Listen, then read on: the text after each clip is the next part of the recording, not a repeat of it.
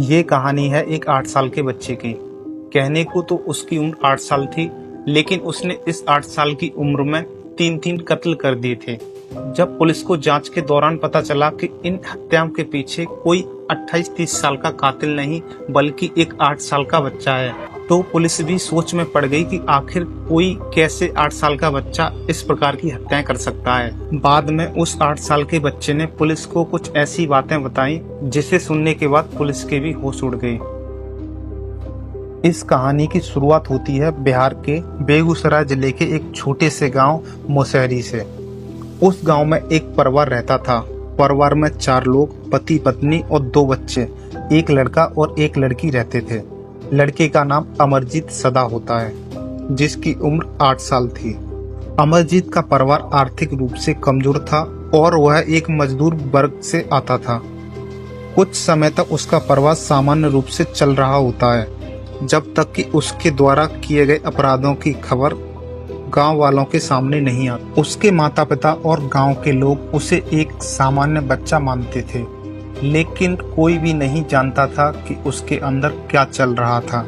मात्र 8 साल की उम्र में अमरजीत अपनी छोटी बहन, जिसकी उम्र मात्र 6 माह होती है, उसकी हत्या कर देता है।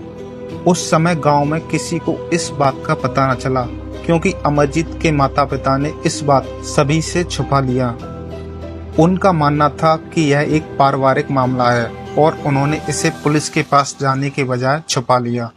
इस घटना के कुछ समय बाद अमरजीत फिर से अपनी 8 माह की चचेरी बहन की हत्या कर देता है, किंतु इस बार भी परिवार के लोग ने इसे गंभीरता से नहीं लिया और यह सोचकर टाल दिया कि अमरजीत अभी एक 8 साल का बच्चा है। इस घटना के 4 माह बाद अमरजीत फिर से अपने पड़ोसी की 6 माह की बच्ची, जिसका नाम खुशबू होता है, उसकी बड़ी बेरहमी से हत्या कर देता है। पर इस बार खुशबू की मां ने अपनी बच्ची की काफी खोजबीन की। तब बाद में बच्ची का शव गांव के बाहर खेत में मिला, जहां उसे बड़ी बेरहमी से मार दिया गया था।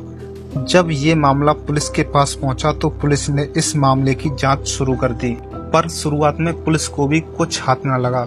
किंतु जांच के समय पता चला कि ऐसी ही घटनाएं गांव में पहले भी हो चुकी हैं, पर मामला थाने में कभी दर्ज नहीं हुआ। यह सुनकर पुलिस को थोड़ा सा अजीब लगा। तब पुलिस ने अमरजीत के घर जाकर पूछताछ की। शुरुआत में तो अमरजीत के पिता ने आनाकानी की, किंतु बाद में सब सच सामने आ गया।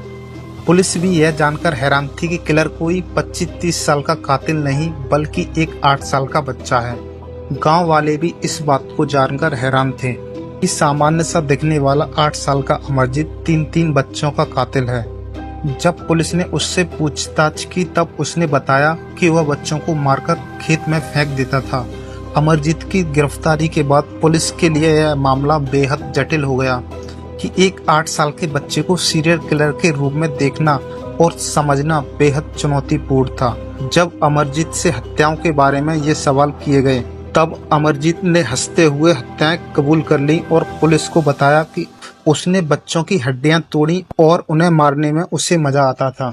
बाद में पुलिस और कई मनोवैज्ञानिकों ने अमरजीत की मानसिक स्थिति को लेकर अध्ययन किया। तब कई मनोवैज्ञानिकों का मानना था कि अमरजीत एक कंडक्ट डिसऑर्डर जैसी बीमारी से पीड़ित हो सकता है। बाद में भारतीय न्याय प्रणाली के तहत 18 साल से कम उम्र के बच्चों को वयस्कों की तरह सजा नहीं दी जा सकती, क्योंकि उस समय अमरजीत की उम्र मात्र 9 साल थी। इसलिए अमरजीत को जेल के बजाय सुधार गृह भेजा गया। लेकिन सवाल ये था कि क्या इतने क्रूर हत्याएं करने वाला बच्चा वास्तव में सुधर सकता है? अमरजीत सदा के इस मामले ने पूरे समाज को हिलाकर रख दिया। अमरजीत सदा का मामला एक ऐसी कहानी है जो समाज, कानून और मनोवैज्ञानिक के सामने कई गंभीर सवाल खड़े करता है। यह केवल एक क्राइम स्टोरी नहीं बल्कि यह उस गहरी मानसिक और सामाजिक जटिलता को दर्शाता है जिसे समझना हर किसी के लिए कठिन है।